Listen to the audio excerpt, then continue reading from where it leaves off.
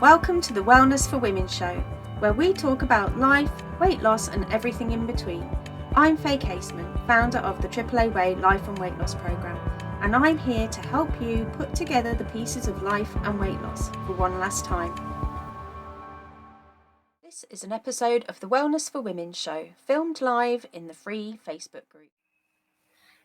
Hello, and welcome to episode number 66 of the Wellness for Women show.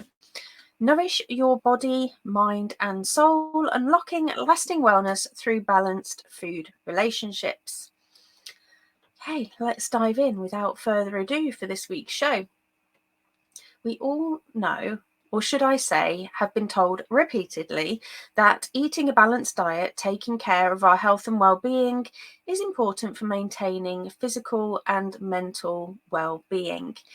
We've all been told how our diet can lead to health conditions if we're not careful, but do we actually listen? Do we actually care? And why then do we act or not act on those? Now, obviously, this is a huge topic in itself with lots and lots of layers to it to unpick. But today I want to concentrate on those of you who have a dietary related medical condition or are concerned about developing one, whether that be something like diabetes, heart disease, or other chronic illnesses. Because you see, not everybody in the Backstage Pass membership or who works with me one-to-one is working on weight loss. Some are working on overall well-being and or improving their relationship with food, either due to illness themselves or having health conditions in their family. And so if that is you, this one is for you especially.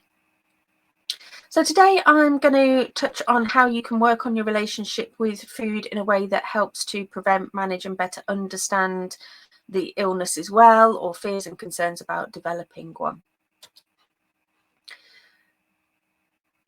So let me know, as usual, what your takeaways are from this episode in the free Facebook group. If you're a member of the Backstage Pass membership, leave comments in the support group and let me know with a hashtag GEM what's resonating for you. So for those of you who don't know me, super quick introduction as usual. I'm Faye Casement. I'm a certified life coach and I want to help you to ditch diet drama, find more joy in the weight loss process if that's what you're working on, with my simple food and life freedom method, the AAA way, because I believe that you deserve to feel amazing inside and out. So, are you trying to put together the pieces for your health? This is clearly a sensitive topic. If you are comfortable sharing what you're working on, please do so. Remember, anonymous posting is on in both the free and paid membership group if you need it. But in sharing as a community, we can help. And sharing is often helpful for others too. It's helpful for other people to realise, as well as yourself, that you are not alone in your journey. So health fears, a motivator or overwhelming trigger. So fear of illness or developing a health condition or having a health condition can be a huge motivator for taking extra care of our dietary intake, but it can also bring up very strong fear-based emotions like stress, overwhelm and guilt. Fear may seem like a really strong word, but our hopes and our fears are the strongest emotions we have and can be the driving force behind how we live our lives and how we show up in the world, and more importantly, of course, how we feel in the process. So where are you on this spectrum? Because it is always a spectrum and it will be very individual to you. But let's explore that a little today. And if you want to work on this further, let's say join the Backstage Pass membership or reach out if you want to explore one-to-one work. So it's often easy to spot fear-based thoughts and beliefs. And so see if you spot any of these as being things that you say to yourself regularly. I have to change my diet or else. Or if I don't change my diet, XXXXX will happen. I don't want to end up like blah, blah, blah, blah, blah. I must go to the gym or else, blah, blah, blah, blah, blah. I need to change my eating habits or else. I will get X if I don't change. It's a common misconception that you need fear as a motivator. Sure, fear can be a motivator, a big one, but how does it make you feel? Does it make whatever you're working on sustainable? Do you feel good about your journey? Do you feel good about your life? So I talk a lot about health and well-being daily. How an individual copes with a diagnosis, ongoing treatment, and requirements vary dramatically depending on how you've been triggered and how their brain's natural defense responses have been triggered, the old fight, flight or fight. And none of it is right or wrong, it just is.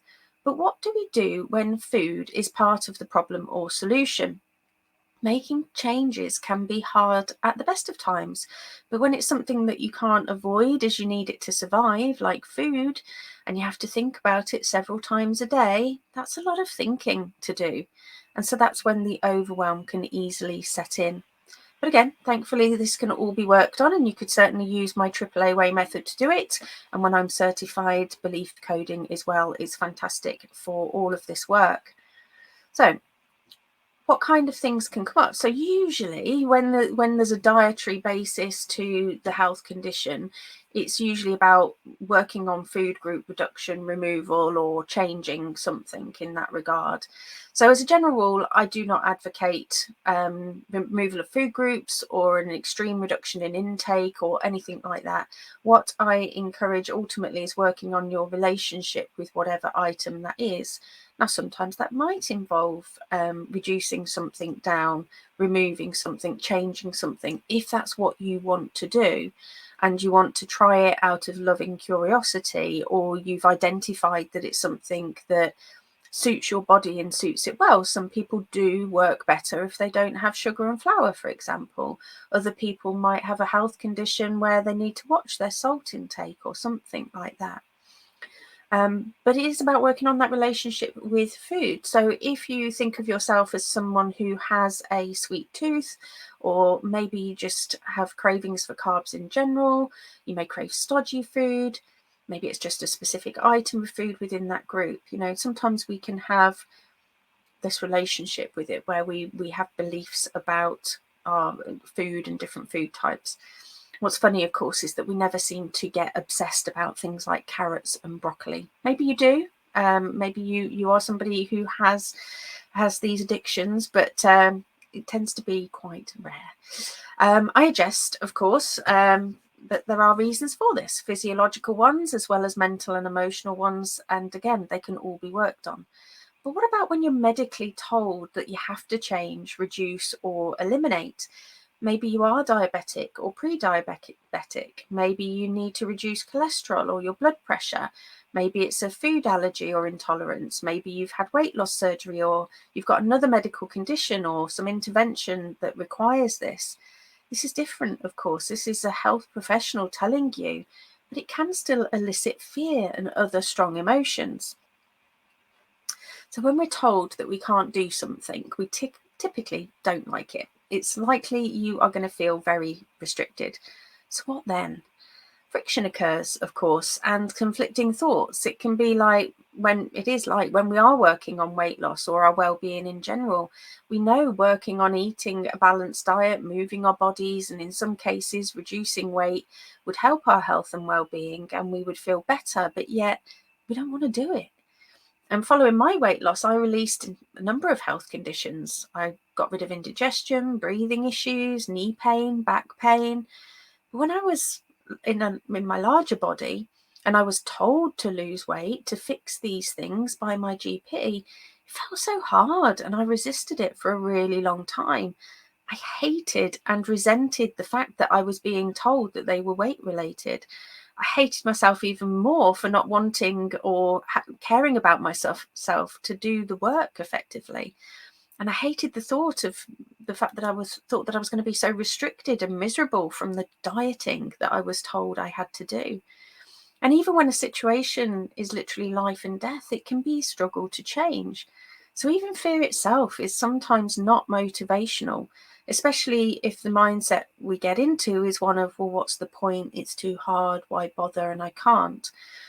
But it doesn't have to be this way either, right? But sometimes we just feel that way. So shifting your food focus.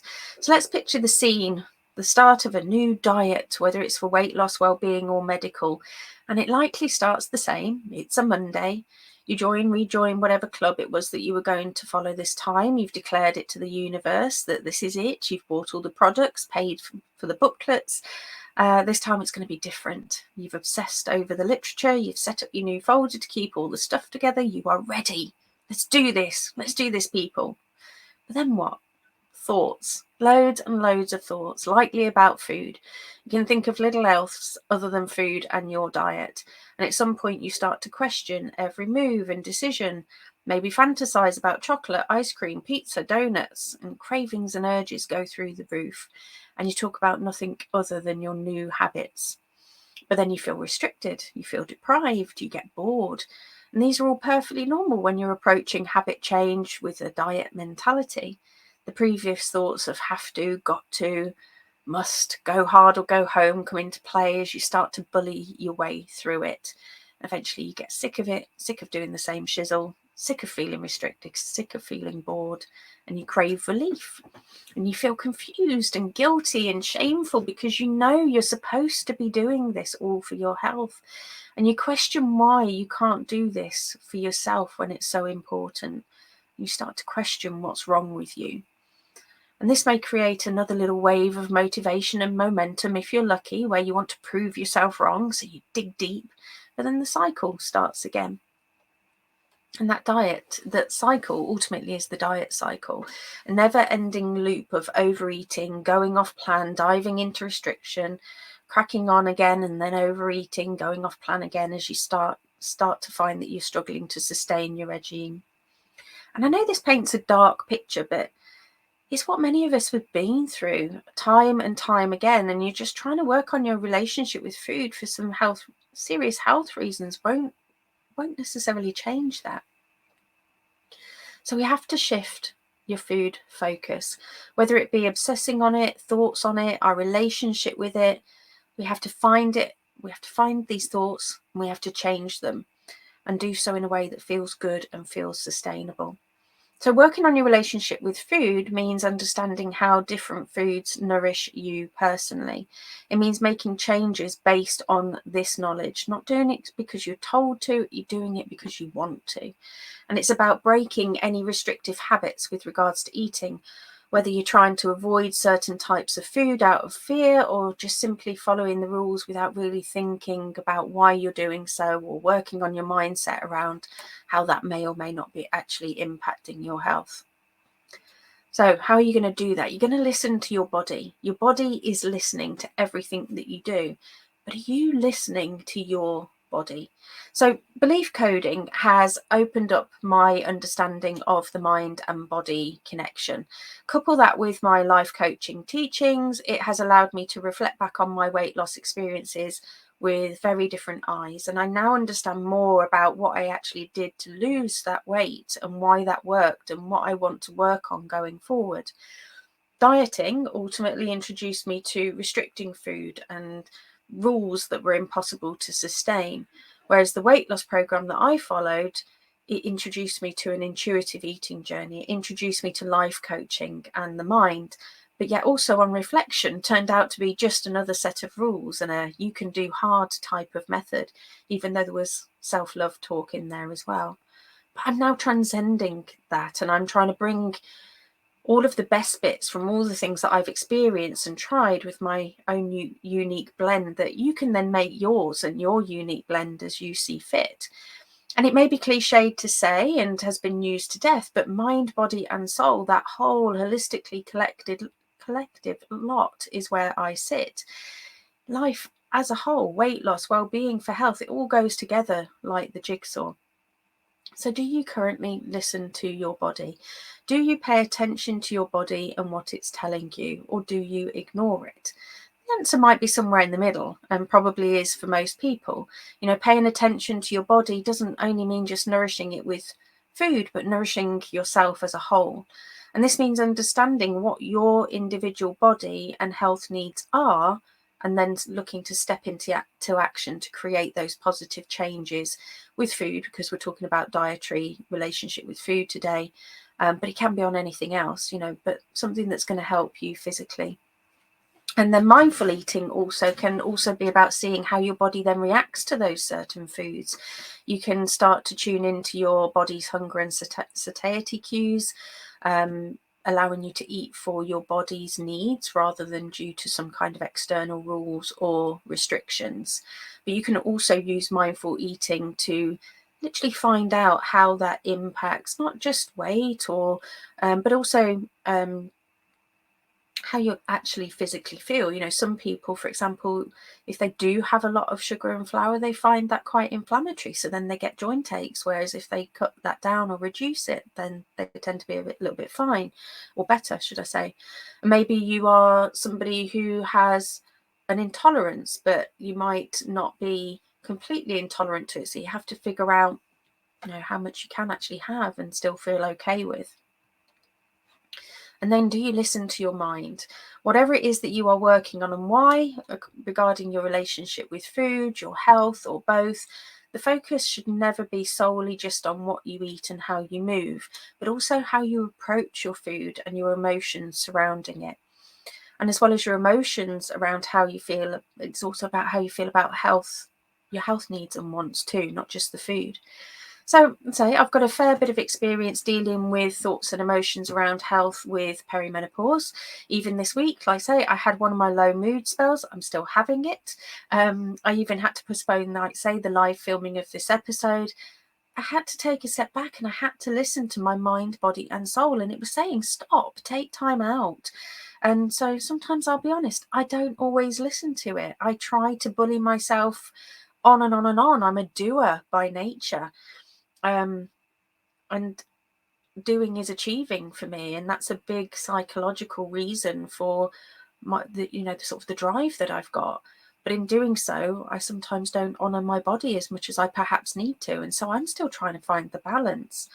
But then there's a lot of judgment that then can come up. You know, whilst I'm working through that with my methods, I'm working with other coaches.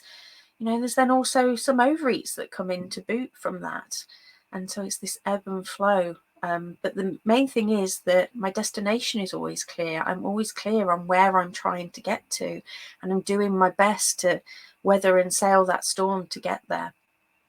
And this is why one of the key steps in improving your relationship with food and your health is cultivating a positive mindset about it. And some days you will have a fantastic mindset, and other times it won't be so great. This week for me, it's not been so great, but I'm working on it. I'm taking steps. I'm taking action to try and change that. So again, you've got food, or certain types of food can be viewed as the enemy, maybe to you, or a potential threat to your goals, dreams, and health. So I did a reel on this recently, which was really very popular. And I think it just shows you how this resonates with a lot of people. And I hope it resonates with you too. But really, food is just food. It is neither good or bad and has a neutral weighting until you start to put thoughts to it. So notice, do your thoughts and feelings around food or certain food types, do they feel positive, neutral, or negative? Yes, of course, food, when I say that there is no good or bad, there genuinely isn't. Some may be more nutritionally dense than others. Some may serve particular health conditions better than others. It's all about figuring this out. So what about your health or your health condition? What are your thoughts about it? How do you feel about it? What actions or inactions are you then taking because of your thoughts around your health and your health condition? So if your thoughts are more towards the negative, you may find yourself more in a state of anxiety and stress. That in turn can then knock into your eating and your health. But by working on then cultivating that more positive mindset, you can start to change your thoughts and beliefs around eating, around health, and start to make some more mindful choices for both.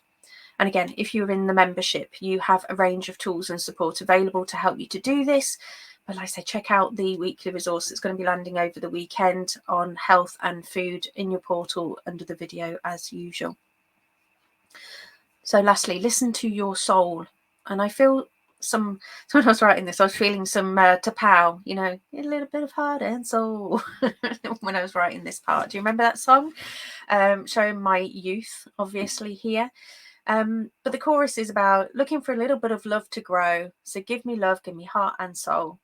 So that obviously was about a romantic relationship, of course, but the love you have for yourself, the joy you find, the purpose, your values, your spirituality, if you have it, these are all things that you need to nourish too. And even more so if you've perhaps got a condition that is knocking into you physically or mentally or both.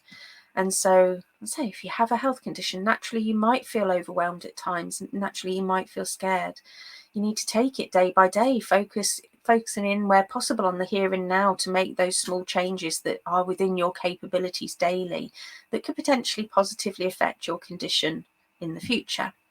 And of course, it's normal to feel disheartened at times, but never give up hope, because these small steps will add up over time. And again, it's better to progress through 1,000 tiny ripples and maintain that momentum than to create one big, enormous wave and then struggle to sustain its force. So wrapping up time, by gathering awareness around your food, your health, your well-being, you can step into action to improve your relationship with food and health, so you can prevent better manage diseases, illnesses such as diabetes, heart disease, etc. And of course, adopting a balanced and mindful approach to eating, not only nourishing your body, but also supporting your mental well-being. And just getting to the point where you can still also enjoy that food without guilt, without fear, ways that can promote a positive body image, and finding something that's sustainable and an individualized path to your health. And again, remember that food should be celebrated, not feared. So embrace the joy of eating, listen to your body's needs, and cultivate that positive and nourishing relationship with food and your health, because your well-being will thank you for it. Okay, rightio folks. Don't forget to check the description as usual as how you can take the next steps for your health, your well-being, and if you're working on it, weight loss with love. And other than that, I will see you next week. So bye for now. Thanks for listening. And don't forget, if you want to boost your life and weight loss the AAA way, check out the relevant links for today's show in the description. Speak soon.